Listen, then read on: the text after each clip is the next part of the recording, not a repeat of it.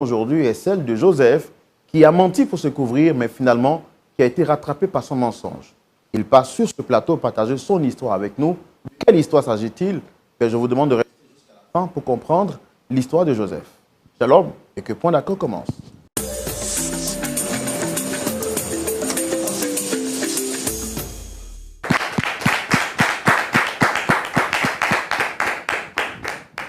Très heureux de vous recevoir sur la chaîne qui vous apporte la vie de Christ chez vous. J'espère que vous avez passé une très bonne semaine. La nôtre a été éclairée par la présence de l'Éternel Dieu. Et c'est avec beaucoup de plaisir que je retrouve notre pasteur consultant, le pasteur Jean-Yves Tchoumou.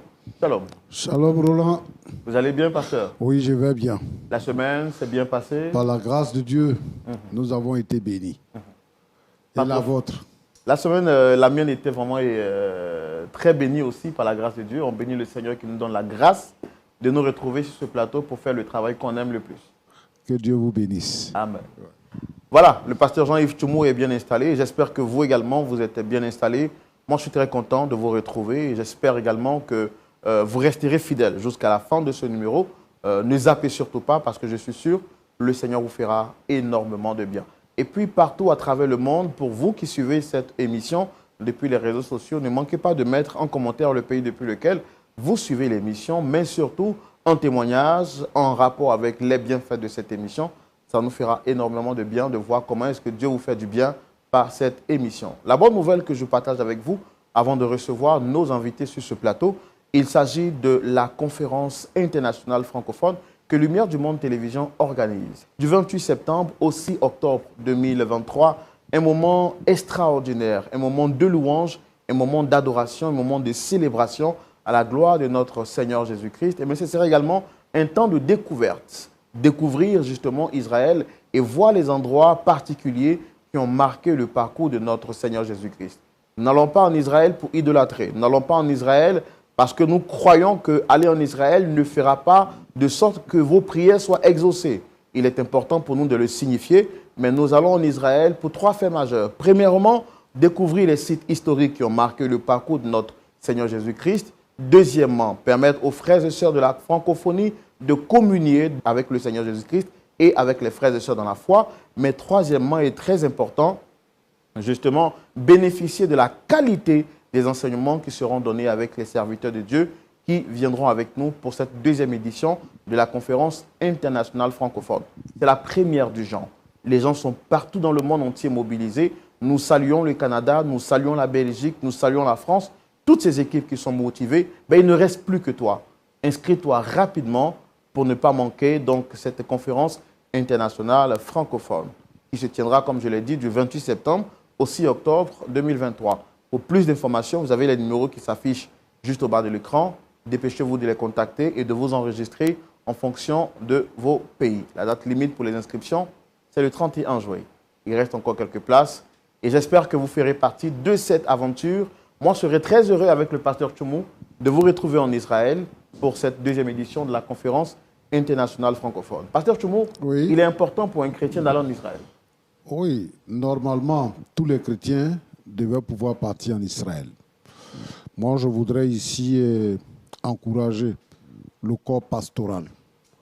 Pour un homme de Dieu, après les études théoriques, il devait aller en Israël pour voir de façon pratique, palpable, l'histoire qui se raconte dans la Bible. Voir les sites historiques, aller dans tous les endroits où le Seigneur Jésus a marcher dans les pas du Seigneur. J'invite donc tous ceux qui sont pasteurs, prophètes, qui sont évangélistes, tout prophétesses et tout ça. J'invite tout le monde à venir s'inscrire massivement pour que nous soyons en Israël pour parfaire notre connaissance. Voilà, venez donc vous inscrire pour le prix, ne vous inquiétez pas. Le Seigneur pourvoira à tous vos besoins. Il faut juste avoir de la motivation, juste avoir de l'envie et puis le reste viendra. Contactez juste les numéros et puis prenez les informations qu'il faut pour vous inscrire. On se retrouvera en Israël, le pasteur Jean-Yves Tchoumou et moi. Nous sommes déjà en Israël et on vous attend. Recevons maintenant, sans transition aucune, nos premiers visiteurs. Je l'ai dit, il s'agit d'un jeune frère, le frère Joseph, qui vient partager son histoire avec nous. Pasteur Tchoumou, on le reçoit? Oui, on le reçoit maintenant. Allez, merci de le recevoir, très cher public.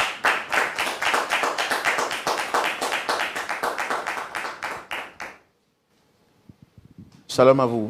Shalom. Vous allez bien? Je vais très bien, par la grâce de Dieu. Alors, vous m'avez l'air un peu stressé, pas trop stressé, ça va? Oui, ça peut aller. Alors, ce qu'on va faire, il faut que vous puissiez vous décontracter. Sentez-vous relax, d'accord? Le décor a été fait pour que vous puissiez vous sentir comme chez vous. Donc, vous êtes chez vous à la maison. Moi, je suis le frère Roland. Le pasteur Jean-Yves Tchoumou est juste à côté pour écouter votre histoire et à la suite, vous donnera des conseils, nous donnera des conseils, puisque nous sommes ensemble sur ce plateau. Notre objectif, ce n'est pas de vous juger, c'est d'écouter ce que vous avez à nous dire et dans la mesure du possible, vous aider à trouver une solution aux problèmes que vous avez souhaité présenter ici avec nous sur ce plateau. Donc, je rappelle que vous êtes le frère Joseph. Oui, vous êtes âgé d'une bonne trentaine d'années. C'est ça. Et vous êtes passé aujourd'hui sur le plateau pour nous parler de votre histoire. Je voudrais savoir comment est-ce que vous avez entendu parler de Point d'accord. Point d'accord, je l'ai découvert moi-même. Voilà, j'étais un jour chez moi. Voilà, j'étais en train de regarder la télévision. Donc, j'ai zappé les chaînes.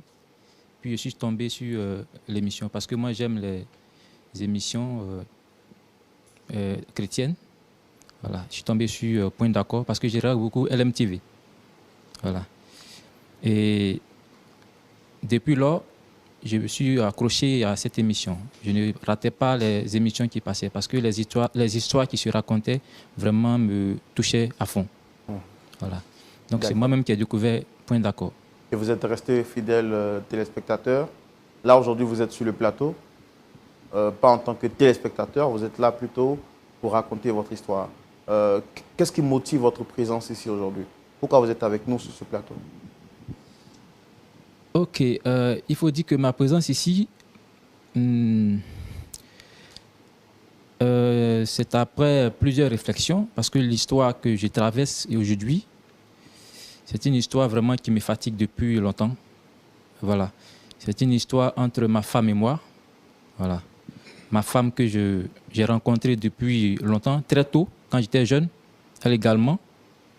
Et à l'issue de notre rencontre, nous avons commencé à entamer une relation amoureuse. Voilà. Et il faut dire que très tôt, moi j'ai voulu me caser parce que j'aime être responsable. Donc j'ai voulu très tôt me caser. Alors ce que je remarque, c'est que vous êtes en train déjà de nous expliquer l'histoire. Si je comprends bien, vous souhaitez rencontrer sur le plateau votre épouse parce qu'il y a un problème justement entre votre épouse et vous.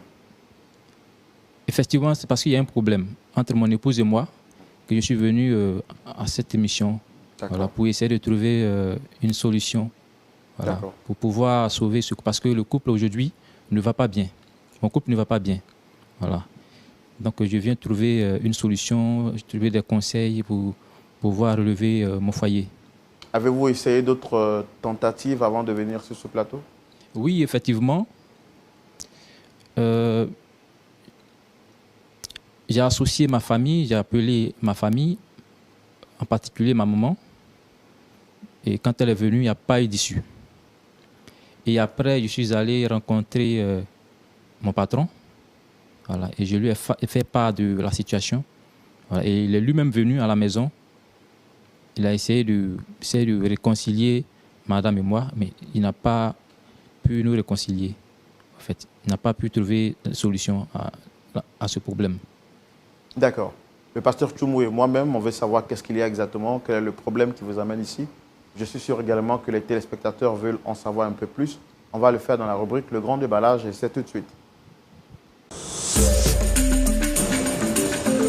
D'accord. Donc, vous avez dit qu'avant d'arriver ici, vous avez rencontré votre mère, vous plaidez en votre faveur auprès de votre épouse, votre patron et bien d'autres personnes. Malheureusement, vous n'avez pas pu avoir gain de cause. Quel est le problème qu'il y a exactement entre votre épouse et vous? D'accord. Il faut dire que après mon mariage, mon épouse et moi, nous vivions un bonheur ineffable. En tout cas, l'entente à la maison était vraiment parfaite. On était dans un foyer où il y avait vraiment la chaleur, l'amour, l'entente. Et tout a commencé quand ma famille, en particulier ma maman, a commencé à me mettre la pression. Parce que depuis des années de mariage, ma femme n'arrive pas à me donner des enfants. Et ma maman me demandait qu'est-ce qu'il en était. Où est-ce que j'étais avec cette famille, cette relation, ce mariage. Parce que depuis, ça fait des années, il n'y a pas d'enfants. Donc, sous cette demande, je suis allé demander à ma femme qu'est-ce qu'il en était exactement. Pourquoi est-ce qu'elle n'arrive pas à concevoir? Donc, je lui ai demandé de me dire sincèrement la vérité. Si dans son passé, s'il y a eu des trucs qu'elle a fait, s'il y a eu des vérités qu'elle me cache. Parce que ça fait longtemps qu'on est mariés, il n'y a pas de solution, il n'y a pas d'enfant. Je veux comprendre le fait. Elle me dit qu'il n'y a rien, elle est normale, elle n'a pas de problème de santé. Et donc, ma maman aussi, elle m'acculait avec ces demandes, ces questions. Donc, moi aussi, je venais à chaque fois me rabattre sur ma femme. Et elle a fini par craquer. Ma femme a commencé à se sentir vraiment dans une situation où elle était accusée. Et pour cela, elle a demandé à ce qu'il y ait une séparation du corps. Elle et le monde n'allaient plus ensemble.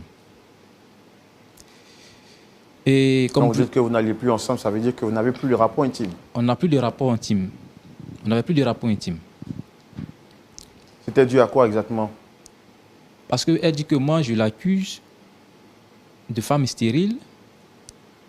Le fait qu'on n'a pas d'enfant, je mets ça sur son dos. Elle n'arrive pas à comprendre.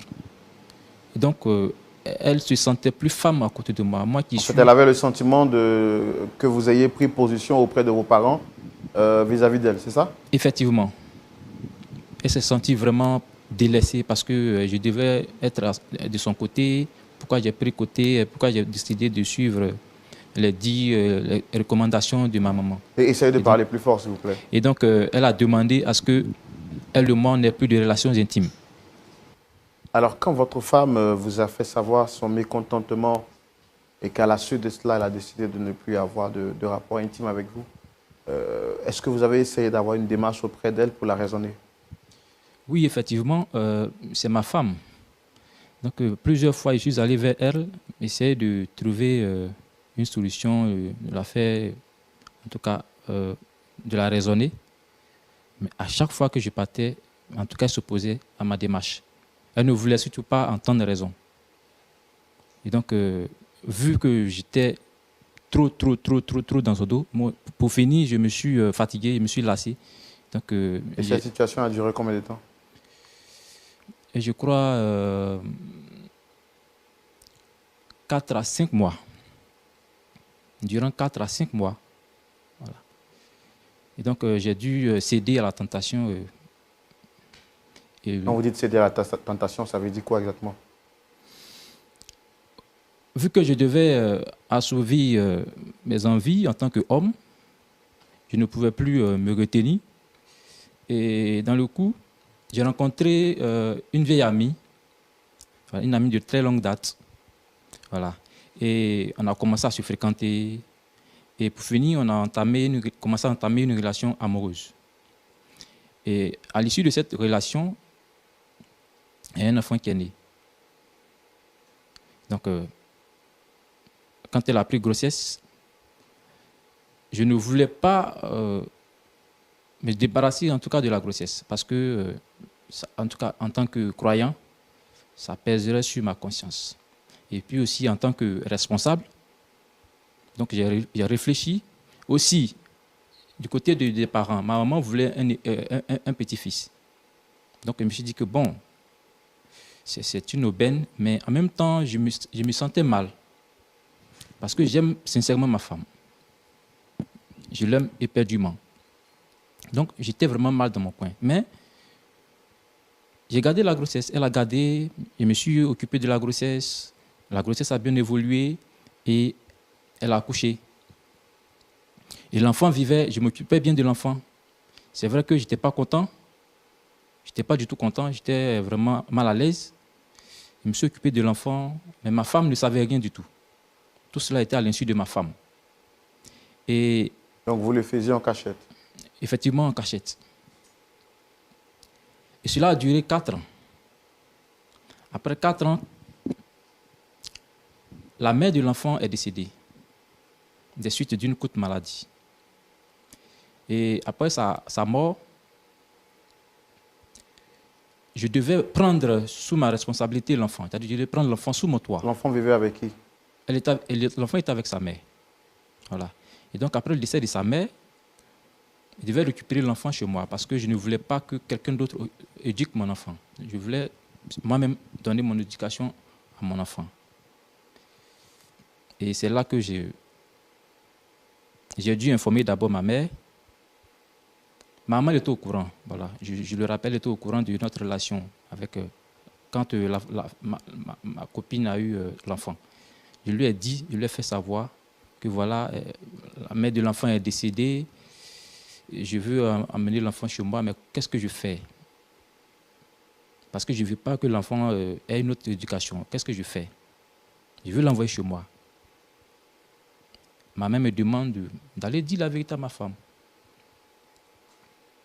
Vraiment, c'était lourd sur ma tête. C'était vraiment lourd pour moi. C'était carrément difficile à digérer. Et un bon matin, j'ai pris mon courage à deux mains. Je suis allé, j'ai fait asseoir ma femme. J'ai commencé, je lui ai raconté que, chérie, pardonne-moi, ça fait 4 ans que je te trompe. Et cette relation extra-conjugale que j'ai eue a donné un enfant. En fait, quand elle a entendu ça, elle ne voulait pas croire. En fait. Elle ne pensait pas que moi, je serais capable de la tromper. En fait. Elle était sous le choc. J'ai essayé de vraiment demander pardon. Elle ne voulait carrément pas. Elle ne voulait pas. J'ai invité ma maman, lui faire comprendre les choses. Elle ne voulait pas. J'ai envoyé des collègues, même mon boss, il est venu, mais elle ne voulait surtout pas. Elle ne voulait pas entendre. Elle ne pouvait pas, d'après elle, l'enfant que j'ai eu était un enfant adultérin, donc elle ne pouvait pas accepter un tel être sous son toit. Elle ne pouvait pas vivre avec cet enfant. Donc, un jour, elle m'a demandé, elle dit qu'elle voulait partir. Si moi je tiens à garder l'enfant, elle va quitter la maison.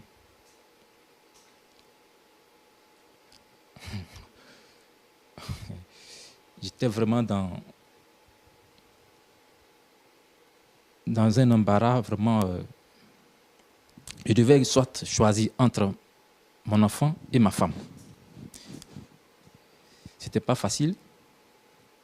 J'ai essayé encore de faire comprendre à ma femme. J'ai essayé de tout faire, de demander pardon. Elle dit qu'elle ne peut pas. Comme j'aime mon enfant et aussi j'aime ma femme,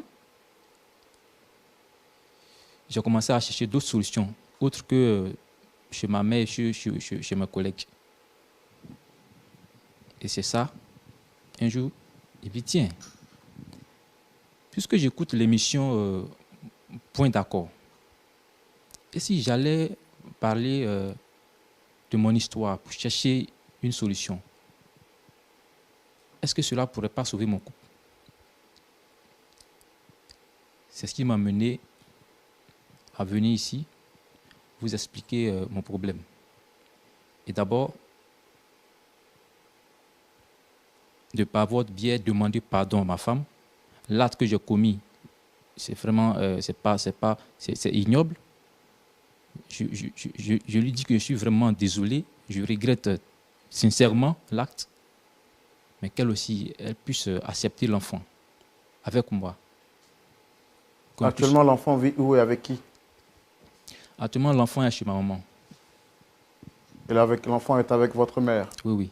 Donc, si je comprends bien, vous venez sur ce plateau, premièrement, vous demandez pardon à votre épouse.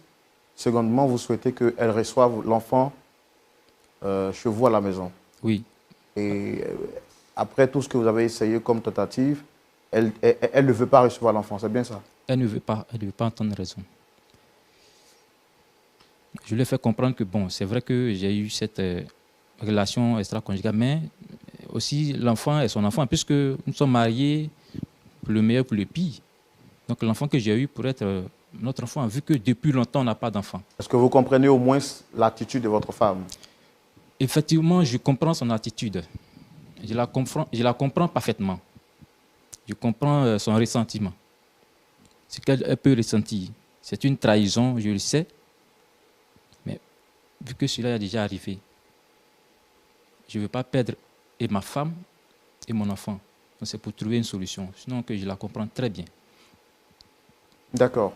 À votre demande, nous allons donc recevoir votre épouse, Pasteur Tchoumou. Oui. Voici la situation dans laquelle nous nous trouvons.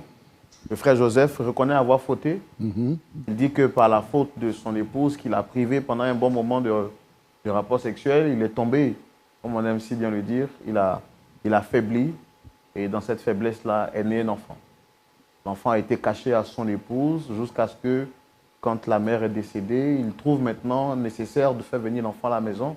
Et son épouse lui dit, ben, c'est soit tu prends ton enfant pour rentrer à la maison, mais je ne peux pas cohabiter avec cet enfant qui pour moi est un enfant adultérin, conséquence d'un péché. Et il a tout essayé. Oui. Il veut garder à la fois son épouse, mais également son enfant. C'est ça. Alors il souhaite vraiment demander pardon à son épouse sur ce plateau. D'abord pour l'acte qu'il a fait, mais ensuite pour qu'elle accepte l'enfant qu'il considère être aussi son enfant. On peut la recevoir? Oui, on la reçoit. Ok, très cher public, merci de recevoir Dame Joséphine sur ce plateau.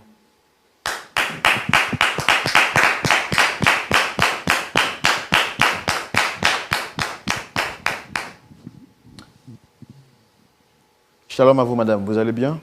Très bien, monsieur. Merci. En tout cas, très content de vous recevoir sur ce plateau. Joséphine Sephora, c'est bien cela? Oui, c'est ça. Alors, on est très content de vous recevoir sur le plateau, je l'ai dit. Vous avez été invité par M. Joseph, qui est juste en face de moi. Comme je demande à tous ceux qui viennent sur le plateau, quand ils sont convoqués, est-ce que vous le reconnaissez, ce monsieur? Oui, monsieur, je le reconnais. C'est mon mari. Est-ce que tout va bien entre votre mari et vous? Très bien. Par la grâce de Dieu, tout va bien. Vous êtes sûr? Oui. Ça va. Bon, généralement, quand on vient sur ce plateau, c'est parce qu'il y a forcément des embrouilles. Vous nous dites que tout va bien, mais c'est parce que nous a dit votre mari. Et comme la tête est là, on ne va pas laisser le genou porter le chapeau. On va lui laisser donc le temps de pouvoir s'exprimer.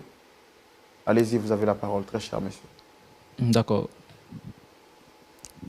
Chérie, d'abord, je te remercie parce que tu as répondu à l'appel. Il faut dire que, tu sais, l'ambiance à la maison ces derniers temps, tu sais comment est-ce que la maison est devenue invivable suite à ce qui s'est passé. Toi et moi, on ne se parle pratiquement pas. Donc, j'ai tout fait pour trouver une solution. Tu as vu, tu as refusé. Donc, je suis venu chercher la solution. Une solution à quoi? Joseph, une solution à quoi? Excusez-moi, monsieur. Je suis là pourquoi au juste? Ok. Je t'ai parlé de l'enfant que j'ai eu. Quel enfant? Joseph, je t'ai toujours dit, quand je suis assise, de ne plus jamais mentionner ce nom. Je n'ai pas d'enfant. Et si tu en as, c'est un enfant dehors. Il restera dehors. Je ne veux pas le sentir. Je te l'ai déjà dit. Que tu viennes sur ce plateau ou qu'on soit ailleurs, ça ne change rien à ma décision. Chérie, tu peux baisser d'un ton? Rien. Joseph, rien. Après combien d'années de mariage? Joseph, j'ai été humilié ici. Joseph, rappelle-toi. Rappelle-toi, devant le pasteur, tu as juré, tu as promis fidélité. Et un matin, tu débarques avec un enfant de 4 ans. Joseph, qu'est-ce que je t'ai fait? Chérie, qu'est-ce que je t'ai fait, Joseph? Qu'est-ce que je t'ai fait? Tu n'as absolument rien fait. Mais figure-toi que tu es aussi fautif dans cette affaire. C'est toi qui m'as conduit à cela parce que comme tu le sais, tu me refusais. Est-ce que tu vois? Toi, tu m'as entraîné à aller dehors. C'est moi qui t'ai entraîné. Je regrette, mais bon. C'est moi qui t'ai entraîné, Joseph. C'est moi qui t'ai entraîné. J'ai attrapé tes mains. Joseph. Ok. C'est plutôt toi. Tu as préféré suivre les conseils de ta mère, n'est-ce pas? Cet enfant restera dehors. Que tu viennes sur ce plateau, Joseph, ça ne change absolument rien. Je ne veux rien entendre. Tu as compris? Je ne veux rien entendre. J'aurais dû penser à cela. Chérie, il faut te calmer. Je ne suis plus ta chérie. Je sais que j'ai été fautif. Je reconnais mon tort. Est-ce que tu comprends? C'est pourquoi je te fais appel sur ce plateau. Est-ce que tu comprends? Pour trouver une solution. Je ne veux plus vivre dans cette... Donc c'est parce que le pardon existe. C'est parce que le pardon existe que tu trouves de me tromper, tu trouves normal de venir t'asseoir gaillardement sur ce plateau et dire que non, je trouve une solution. Une solution à quoi? Ne perds pas ton temps. J'ai déjà rangé mes affaires. D'ici, quand tu sortiras, de toutes les façons, je t'ai déjà dit. Je t'avais déjà prévenu. Cet enfant, je ne veux pas le sentir. Je ne veux pas de lui. Je ne veux pas. Joseph, je ne veux pas. Chérie, comprends que je t'aime toujours. Tu as qui? Tu aurais dû penser à l'amour? Où as-tu placé l'amour? Où as-tu placé l'amour? Mets-toi un peu à ma place, Joseph. Si c'était moi qui venais de faire cela. Joseph. Tu sais quoi, chérie? Chérie. Chérie. Tu sais quoi? Il faut trouver une place dans ton cœur et pardonne-moi. Hein? Trouve une place et pardonne-moi. Est-ce que tu comprends? L'erreur, on comprend, on sait que l'erreur est humaine, mais le pardon, il est divin, ma chérie. Trouve une place dans ton cœur et pardonne-moi. Et puis oublie le passé. Le passé, c'est le passé. Est-ce que tu comprends? Et puis, cette dernière, elle n'est plus. Elle est décédée. Donc, l'enfant sera ton enfant. Est-ce que tu comprends? Ce n'est pas mon enfant. Ce n'est pas le fruit de mes entrailles, Joseph. Ce n'est pas le fruit de mes entrailles. Je n'ai pas porté cet enfant-là, Joseph. Tu m'as traité de stérile. Chérie, donc cet enfant n'existe pas. Laisse-moi, Joseph. Chérie, je me mets à genoux. Joseph, je me mets à genoux. Je me mets à genoux. Joseph, ne me touche pas. Pour l'amour du ciel. Ne me touche surtout pas, Joseph. Je me mets à genoux, chérie, pour l'amour du ciel. Pardonne-moi. Je ne vais plus refaire cela. Pardonne-moi. Joseph, enlève tes mains sur mes pieds. Joseph, enlève tes mains. S'il vous plaît, essayez. Joseph! Madame, essayez de vous calmer. Monsieur, s'il vous plaît, rasseyez-vous.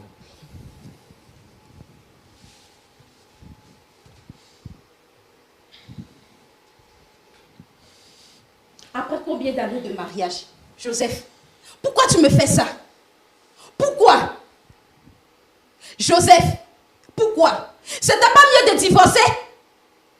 C'était pas mieux de divorcer? Et puis je te dis, si je ne divorce pas, dès maintenant, c'est parce que je suis chrétienne.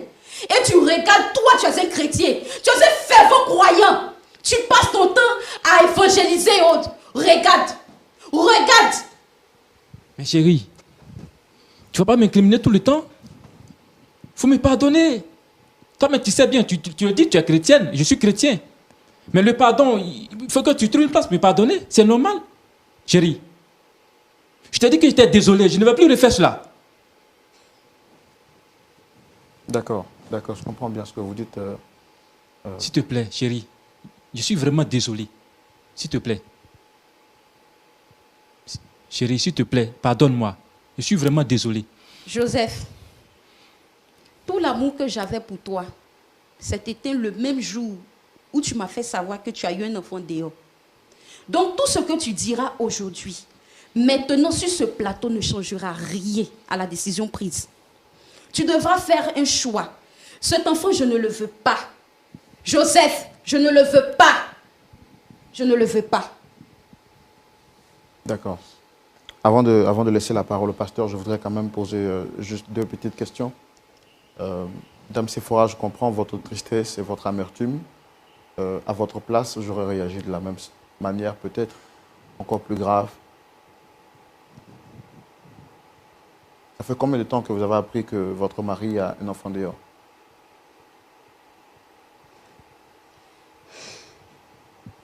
Veuillez m'excuser pour tout à l'heure. Il y a de cela, je crois, 2 à 3 jours. Honnêtement, j'étais plongée dans mes pensées, essayant de supplier le Seigneur pour qu'il me vienne en aide, parce que ce monsieur que vous voyez là, je l'ai supporté. Depuis combien d'années, Joseph? Depuis combien d'années? J'ai presque tout abandonné. Mes parents ne voulaient pas de lui. Tout simplement parce qu'ils qu'il voyait que à long terme, cette relation allait créer des histoires. Mais j'ai fermé les yeux là-dessus. Je suis restée avec lui dans la maladie. Il m'a même humiliée devant mes amis, tout en train de me traiter de femme stérile et autres. Et un matin comme ça, il débarque. Franchement, je ne peux pas. Je suis désolée, je ne peux pas. Je ne peux pas. Chérie, tu oublies les promesses qu'on s'est faites. Tu te rappelles? Tu oublies ces promesses. Qu'on ne se quitterait jamais.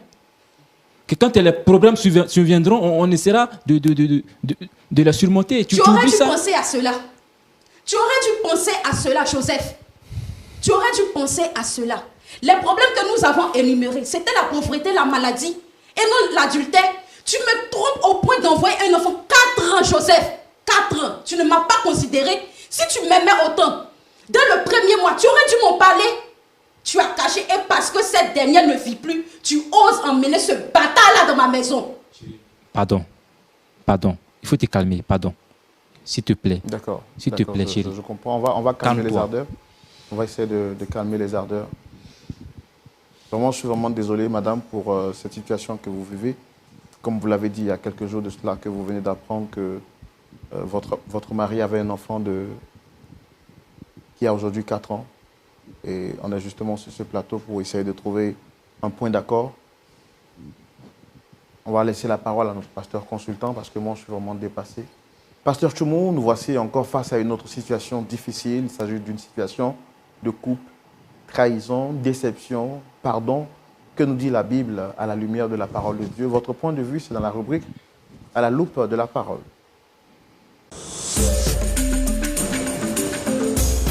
Pasteur Tchoumou. Oui, mon frère Roland. Seul Dieu peut nous aider face à cette situation difficile. Vous avez la parole. Merci beaucoup. Joseph, bonjour. Bonjour, pasteur. Tu es chrétien, ça fait combien de temps? Il faut dire que je suis chrétien depuis l'âge de 4 ans, 5 ans. Hein. Depuis tout petit, je vais à l'église avec ma maman. D'accord. Donc, ce qui signifie que au moment où tu t'es marié, tu étais vierge.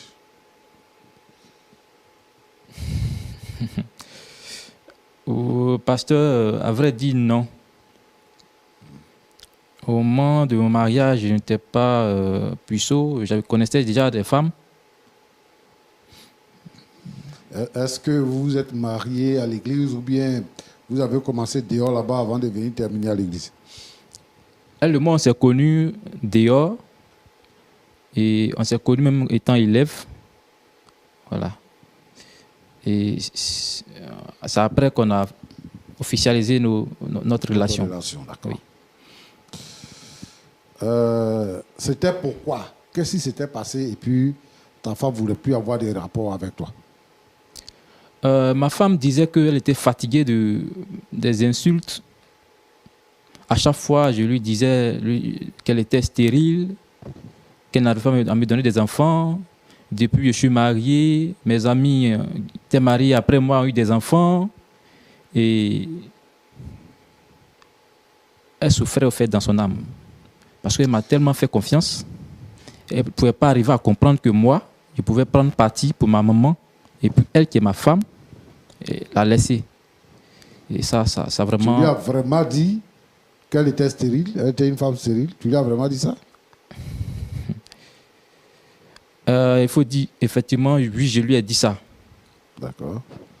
Donc, c'est à la suite de ça qu'elle n'a plus voulu avoir des rapports avec toi? Oui, oui. D'accord. Bon, tu as eu les rapports sexuels dehors parce qu'elle ne voulait pas avoir des rapports avec toi ou bien c'est parce que tu voulais faire un enfant que tu allais dehors?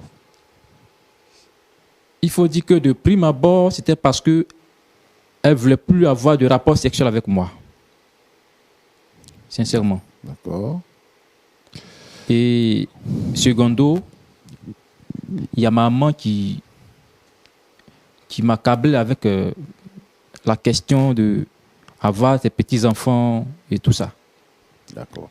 Bon, mais moi, est-ce que, en toute sincérité, est-ce que tu as été délivré des rapports sexuels, ça et là. Est-ce que tu as été délivré de ça? Ou bien, ça y est encore là?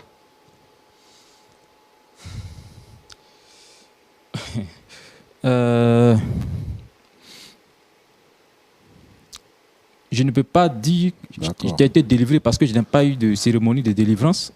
Voilà, mais résolument, j'ai décidé de vraiment rester fidèle à ma femme après cette situation. Bon, d'accord. Moi, je te comprends, Joseph. C'est que tu n'as pas eu vraiment une vie chrétienne stable. Donc, ça se comprend. Que tu puisses vaciller, ça et là. Il y a deux choses dans ce que tu as dit là qui m'intriguent un peu.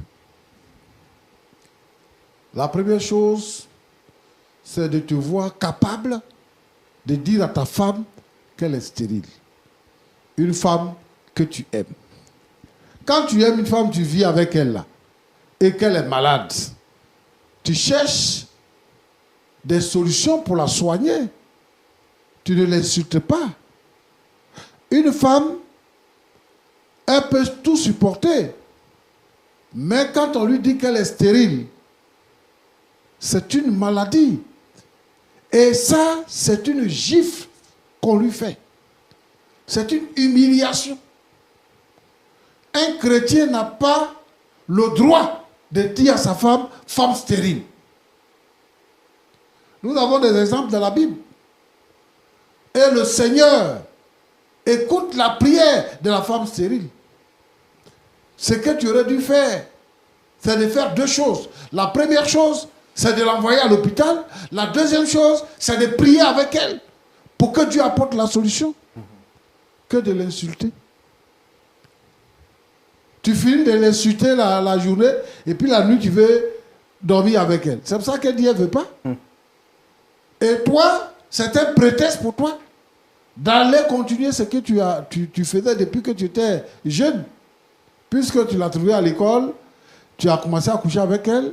Et ce n'était pas ta première tentative parce que tu avais d'autres copines.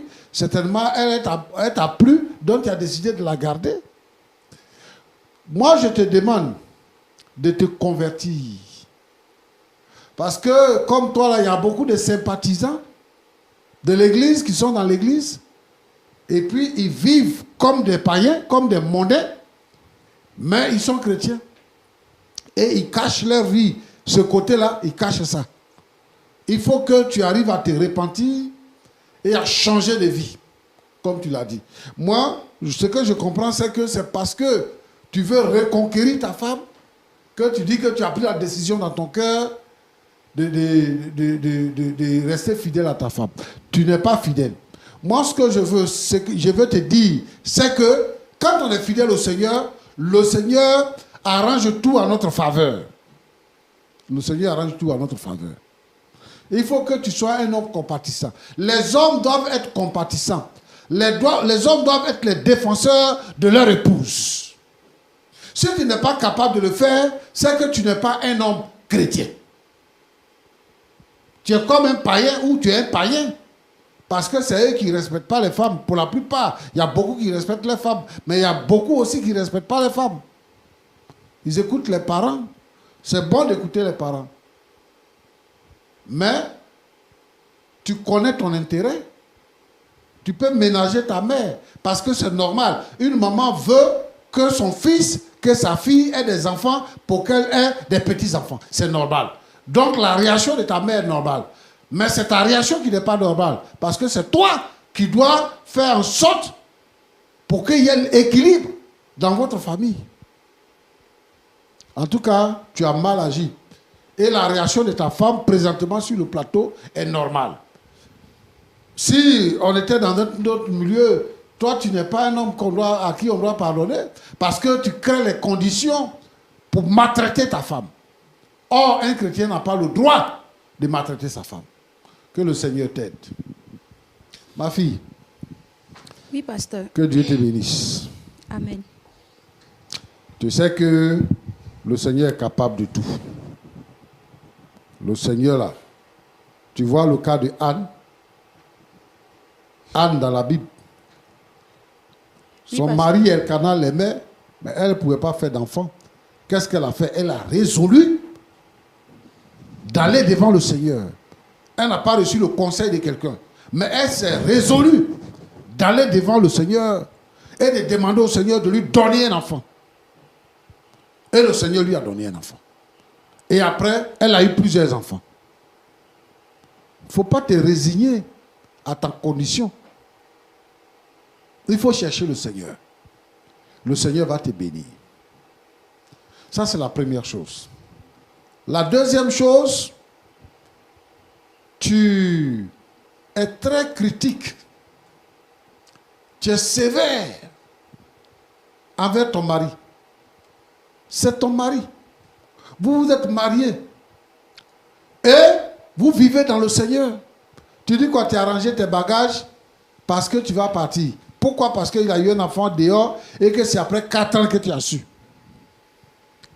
Maintenant que tu as su là, tu vas partir. Tu vas là, tu vas où? Tu vas où?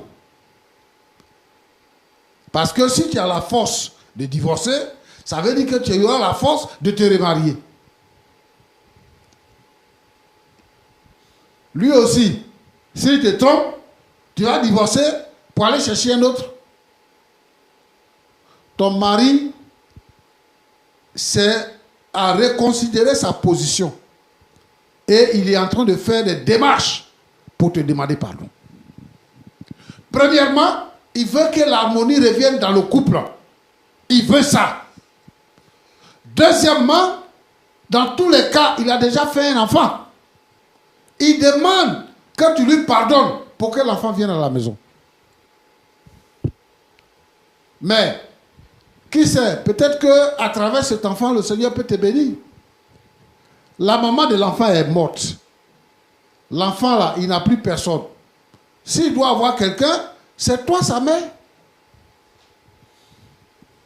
Il faut pardonner à ton mari et il faut accepter l'enfant dans ta maison. Peut-être que si l'enfant vient, Dieu va te bénir. Toi aussi, tu vas faire des enfants. On ne sait jamais. Mais de toute façon, tu fermes ton cœur là. Chrétien ne se comporte pas comme ça. Tu dis à ton mari que même s'il est venu sur ce plateau-là, ça ne va rien changer.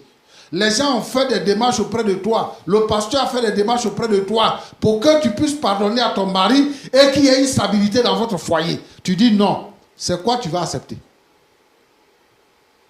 Mais écoute-moi. Lui, il a commis adultère, d'accord? Toi, tu n'as jamais commis une faute. Tu n'as jamais péché devant le Seigneur. C'est vrai, il t'a insulté. Mais toi aussi, tu pêches. La Bible dit quoi? Jésus dit dans la prière qu'il a enseignée, pardonne-nous nos offenses, comme nous pardonnons à ceux qui nous ont offensés. Ton mari est comme devant un tribunal. Il plaide pour sa cause. Il demande pardon parce qu'il a fauté, il a péché contre toi. Et il veut que tu lui pardonnes. Moi aussi, Roland aussi, nous nous joignons à lui pour dire que nous te demandons pardon. Il faut laisser ça tomber. Les voies du Seigneur sont insondables. Il faut laisser ça. Il faut chercher à reconquérir ton mari. Il faut chercher le Seigneur pour que le Seigneur te bénisse. Mais l'enfant là, il faut l'accepter. Il est innocent. Lui n'est pas au courant de vos palabres. C'est un enfant qui a besoin de grandir en sécurité. Qui sait? Peut-être que si Dieu n'a pas autorisé que tu aies un enfant, il sera ton seul enfant. Tu n'as plus de rival. Il sera ton seul enfant. Et dans tes vieux jours, c'est lui qui va prendre soin de toi. Il faut considérer ça. L'âge que vous avez là, ça va passer. Vous allez vieillir. Et l'enfant là, il va grandir. Donc ma fille, ce que je te demande, il faut pardonner à ton mari. Il faut accepter l'enfant là. Que Dieu te bénisse. Amen. Merci Amen. beaucoup. Merci, pasteur. En 30 secondes, nous sommes presque à la fin. Vous avez quelque chose à dire après les propos du pasteur? Vraiment, je remercie le pasteur parce que là, pour tout ce qu'il a eu à dire, parce que là, je vivais dans le péché, dans les ténèbres sans le savoir. Il a eu dit des choses qui vont m'amener à vraiment me repentir. Vraiment, je le remercie. Voilà. Au sortir d'ici, je saurai comment engager ma vie chrétienne. Je le remercie beaucoup. Je pense que ma femme a entendu raison. Vraiment, elle trouvera une force dans son cœur pour me pardonner. À la suite de ce que le pasteur a dit. D'accord. Dame Sephora, puisque c'est de vous qu'il s'agit, vous êtes au cœur de cette histoire. Après avoir écouté les propos du pasteur, on peut vous demander l'impossible. Mais savoir qu'est-ce que vous pensez de ce qui a été dit. Votre mari est venu sur ce plateau pour une énième fois vous demander pardon. Notre objectif, c'est de vous aider à réconcilier votre foyer, votre couple. Vous avez un mot à dire par rapport à ce qui a été dit par le pasteur? Je voudrais d'abord dire merci au pasteur, mais aussi dire à Joseph que ça ne sera pas possible. Et vraiment, je suis sincèrement désolée, Joseph. Je suis désolée, mais je ne peux pas accepter cet enfant-là. Chérie. Je ne peux pas. Vaut mieux divorcer. Au sortir d'ici, je suis prête à divorcer. De toutes les façons, j'ai déjà fait mes affaires. Je ne veux pas de cet enfant-là. Je ne veux pas de lui aujourd'hui. Je ne veux pas de lui demain. Donc tu devras choisir. Tu vas choisir.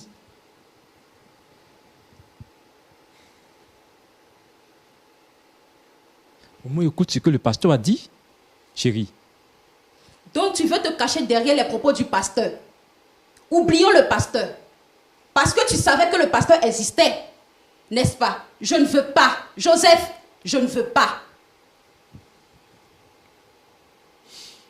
D'accord. Je pense que cette histoire-là devient un peu de plus en plus compliquée. Pasteur Tchoumo, malgré tout ce qui a été dit, Dame Sephora dit qu'elle ne veut pas. Que même s'il faut divorcer, elle préfère divorcer que d'accepter l'enfant. Ce qui sera possible de faire, c'est de rentrer en contact avec leur pasteur pour qu'on puisse régler ça là-bas chez eux, dans leur église.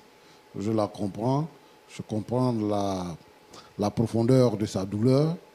Je pense que c'est ça, mais je pense aussi qu'elle doit considérer les paroles du Seigneur et revoir sa position. Voilà, Pasteur Tchoumo, vous l'avez si bien dit, la blessure de Dame Sephora est profonde et comme vous l'avez dit, pourquoi pas prendre contact avec son pasteur pour essayer de les suivre et de faire un traitement à longue durée. C'est au soir de cette histoire que nous voulons vous dire au revoir. Merci d'être resté fidèle jusqu'à la fin de cette histoire. Dites-moi si vous étiez à la place de Dame Sephora, est-ce que vous auriez trouvé en vous la force de pardonner? Est-ce que vous auriez accepté de recevoir l'enfant adultérin au sein de votre foyer? Justement, la réponse à cette question justifie que le dialogue se poursuive chez vous à la maison. Mais avant de vous dire au revoir, je voudrais encore porter à votre connaissance, n'oubliez pas, la deuxième édition de la conférence internationale francophone qui se tiendra du 28 septembre aussi, octobre 2023. Il reste encore quelques places disponibles. Contactez juste les numéros au bas de l'écran pour vous enregistrer et faire partie de cette délégation qui ira en Israël pour la deuxième édition de la conférence internationale francophone. Que Dieu vous garde, que Dieu vous bénisse. N'oubliez pas que le pardon évite assez de problèmes. Shalom et que Dieu vous bénisse. Cette émission est une adaptation de faits réels. Toute ressemblance avec les personnages n'est que pure coïncidence.